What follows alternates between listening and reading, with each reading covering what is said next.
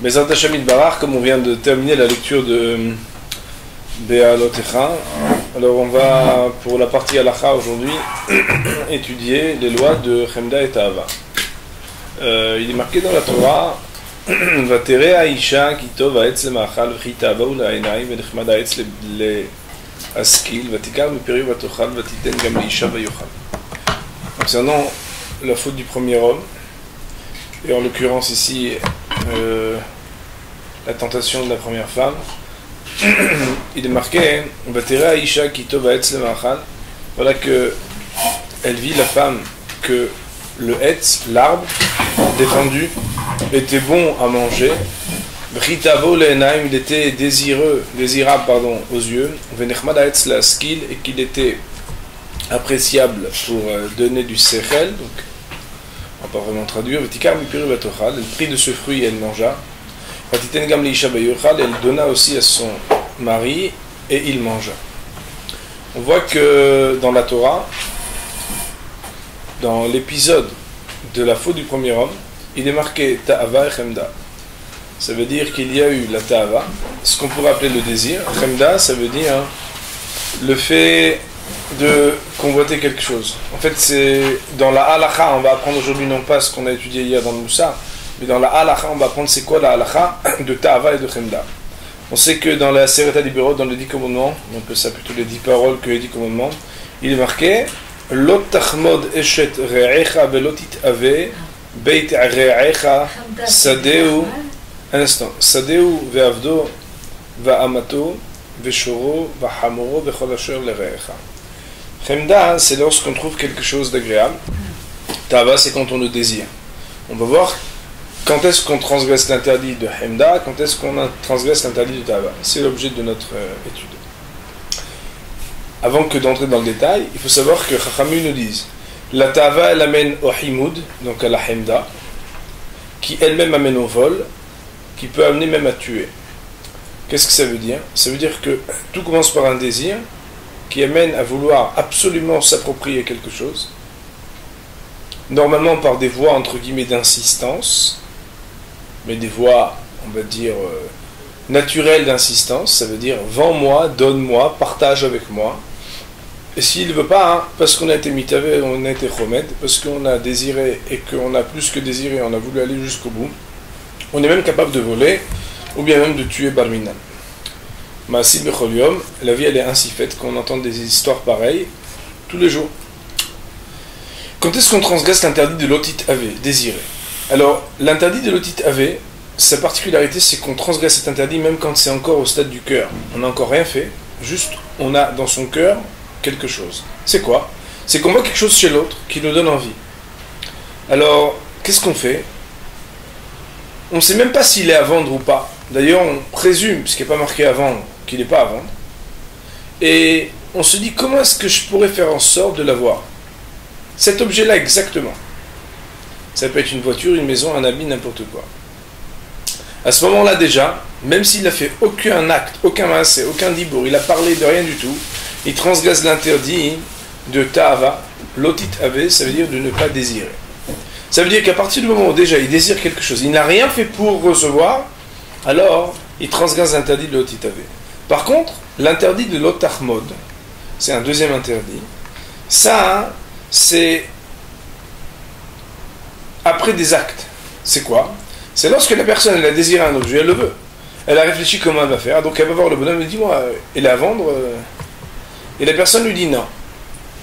Ou bien elle lui dit oui, mais à un certain prix.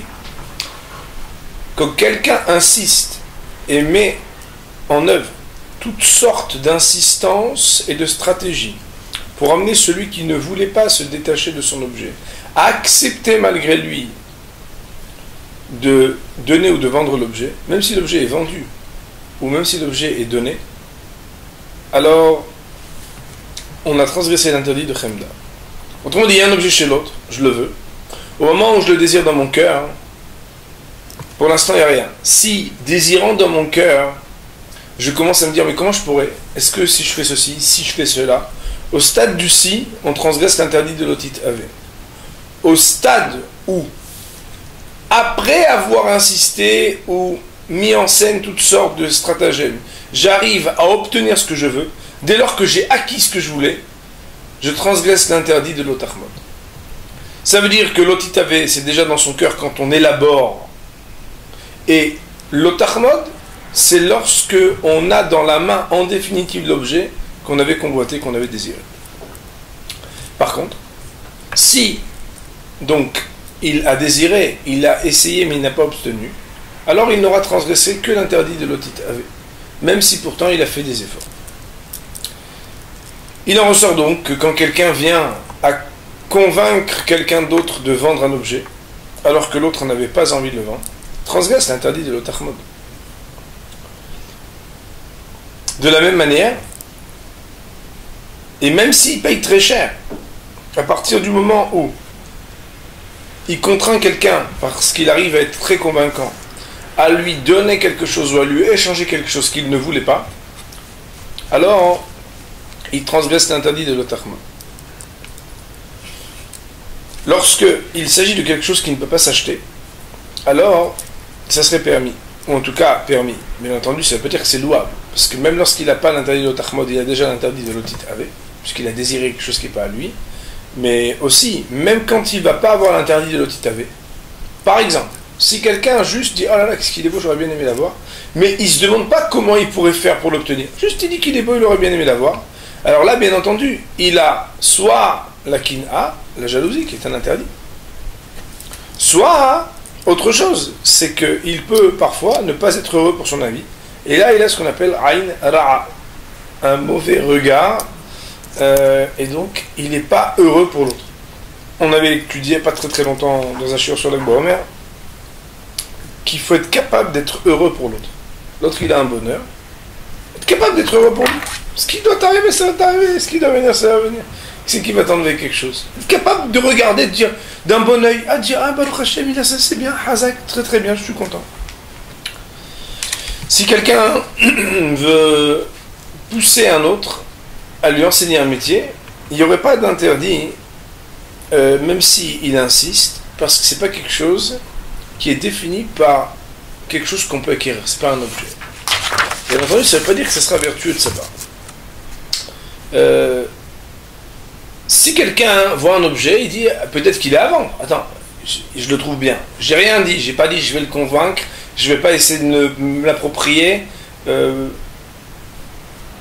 coûte que coûte, mais je peux quand même lui demander. Il n'y a aucun problème. Je peux lui demander est-ce que c'est à vendre ou pas à vendre. S'il dit que c'est à vendre, il n'y a pas de problème. Par contre, si c'est un Adam Hachou, si c'est un homme important, par exemple, ça peut être un rabbin, ça peut être un directeur, ou ça peut être quelqu'un qui a une influence. Et à cause de cette influence, il peut arriver que s'il lui demande est-ce que c'est à vendre, l'autre va se sentir obligé d'accepter de lui vendre, par kavod, par crainte, ou par toutes sortes d'intérêts. Alors dans ce cas-là, ça serait interdit aussi de lui demander. Pourquoi ? Parce qu'à partir du moment où c'est pas marqué que c'est à vendre, et que le fait que tu lui demandes va pouvoir amener cette personne à accepter malgré lui, pas le Belev Shalem, pas totalement de manière dévouée et désintéressée, puisqu'il ne l'aurait pas vendu si on ne lui avait pas demandé, alors on n'aurait pas le droit, si on est quelqu'un d'important, de lui demander ce que c'est à vendre ou pas. Même si c'est parce qu'il a honte, ou quelle que soit la raison pour laquelle il accepte, s'il arrive à accepter de lui vendre, ou de lui donner, ça s'appellera interdit. Quelle que soit la raison. Des fois les gens par exemple ils ont honte, c'est à vendre, et la personne elle est très timide ou très gênée, elle dit oui, combien vous voulez donner pour ça? Alors, lui parler, quand on parle à quelqu'un comme ça, ce serait interdit. On a dit que même s'il s'agit de faire en sorte d'obtenir même un cadeau, ça serait interdit. Et donc, par exemple, on est à côté de quelqu'un, on dit ouais, tu m'en donnes un peu, puis la personne, elle n'a pas envie d'en donner, puisqu'elle est dans un cadre, Seuda Shenam Aspeket le Barléa. Il n'en a pas déjà assez pour lui, et il n'aurait pas voulu. Présenter des choses de manière à ce que l'autre, quand il accepte de me le donner, il n'accepte pas parce qu'il aurait voulu de son propre gré et de plein gré, mais qu'il a accepté parce que voilà, on s'est présenté, on a insisté, ça serait aussi interdit. De la même manière, par exemple, un directeur ou quelqu'un de supérieur ou quelqu'un d'important, il veut, et puis il sort, sans rentrer dans l'histoire, est-ce que c'est permis de fumer ou pas, mais il sort et puis il voit l'autre avec une cigarette, puis il dit, vous avez une cigarette s'il vous plaît? Peut-être l'autre maïsé, il n'aurait pas voulu accepter. Pourquoi? Peut-être qu'il n'y en a pas beaucoup. Mais étant donné que c'est lui qui lui a demandé, elle va se sentir obligée de lui donner. Ça aussi, on n'aurait pas le droit. De la même manière, un khatan, qui a eu par exemple des conditions avec son beau-père, qui lui dit, voilà, je vais t'aider, tant et tant par mois, tant et tant de mois, celui qui demande. Il n'a pas le droit de demander. Alors, c'est quoi, Dès lorsqu'on demande, et que l'autre va se sentir obligé de donner, on ne peut pas demander à quelqu'un qui va se sentir obligé de donner. Parce que sinon, on transgresse l'interdit que ce qu'on reçoit, on l'aura eu à cause de la chemda. Je reprends l'exemple que je donnais. Hatan qui a eu des conditions particulières. Par exemple, il a dit que son beau-père, il va lui donner, il s'est engagé à donner 100 par mois. Alors lui, il veut dire à dire, mais je veux besoin de 150, s'il te plaît, aide-moi, etc. Ce serait aussi interdit. Parce que le massé, comme il a un lien filial, ou en tout cas un lien par le fait qu'il est marié à la fille de son beau-père, qui va engager affectivement et donc amener à quelque part avoir une sorte de chantage affectif, en tout cas de lien affectif qui insiste et qui influence les choix, serait interdit aussi. L'exemple qui est donné dans le livre, donc Mishpete Shalom, dont on a pris des halachot pour cette semaine, il nous dit que par exemple quand quelqu'un veut construire ou agrandir sa maison, qu'il va voir les voisins pour les forcer presque, en tout cas une grande insistance pour demander de signer, alors il faut savoir que cette personne-là transgresse l'interdit de l'otachmot. Parce qu'on peut demander, on peut négocier, mais forcer, ou en tout cas insister trop, ça s'appelle l'otachmot. Si quelqu'un était obligé de vendre, il y a des cas de figure dans la vie, on est obligé de vendre quelque chose. Alors là, il n'y aurait plus d'interdit de venir et d'essayer de négocier pour demander absolument à l'acheter, puisque la personne est obligée de vendre, on ne le force pas avant. J'ai vu là dans un autre sefer, si quelque chose est en vitrine à la vente, à partir du moment où c'est quelque chose qui est déjà à la vente, pas de problème de négocier. C'est quand quelque chose n'est pas à la vente et qu'on vient négocier alors que c'est interdit.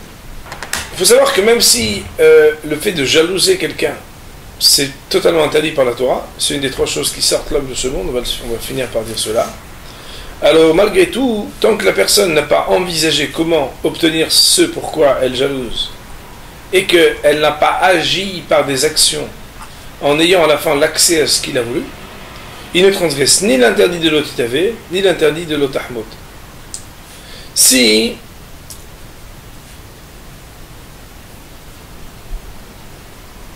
quelqu'un dit, ah là là, il est super ce pull, tu l'as acheté où? Ah ouais, j'aurais bien aimé avoir le même. À partir du moment où c'est juste pour acheter le même, mais pas avoir celui de l'autre, alors il n'y aurait pas d'interdit. De manière, ça fait un peu râler la personne quand on lui dit qu'on va acheter le même, parce que même si dans les magasins ils en font des milliers, on aime bien trouver l'endroit ou le modèle dont on peut être sûr ou presque sûr qu'on va être la seule à porter. Enfin, je dis la seule parce que bon, chez les hommes ça se passe un tout petit peu différemment de manière générale. Quand quelqu'un il a aïno ra'a, ça veut dire il le veut même pas, mais ça le dérange que l'autre il est comme ça un objet qui est sympa. Alors même s'il ne transgresse pas l'interdit de l'otachmod et de l'otitavé, malgré tout, il n'en sera pas malgré tout un homme vertueux de cela, parce que c'est important d'avoir aïn tova, de regarder d'un bon oeil chaque chose. Je terminerai en citant la maxime des pères qui dit Akin'a ve'ata'ava ve'akavod motsim et adam min ha'olam. Deux des trois choses qui font que l'homme n'est plus dans la même réalité dans laquelle il est, c'est kin'a et ava, c'est-à-dire le fait de jalouser et le fait de désirer en envisageant comment obtenir ce qui appartient à l'autre. Baruch Adonai le'olam, amen ve'amen.